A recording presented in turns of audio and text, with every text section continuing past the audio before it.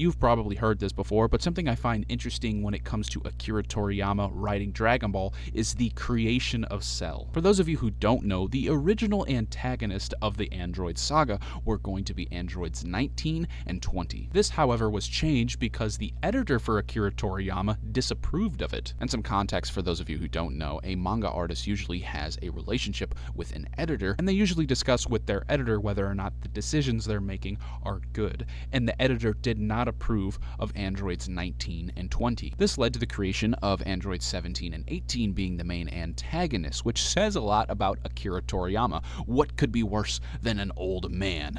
Teenagers! But of course, the editor did not approve of this change, saying that 17 and 18 were not threatening enough, which led to the creation of Cell. And by the way, this is kind of acknowledged in universe, and it's also why the Trunks timeline is different from the timeline we see in the series. When Trunks returns from the future, he sees Android 20 and goes, "That's not the androids." And this is also more than likely the reason why Trunks' timeline is so different as well when it comes to how the androids behave. In Trunks' timeline, 17 and 18 are more vicious, more evil, whereas in our timeline, they are not. Slightly off topic, but when it comes to Android 17 eventually becoming a wildlife ranger, I like to think that he did that in honor of Android 16, who he observed loving nature.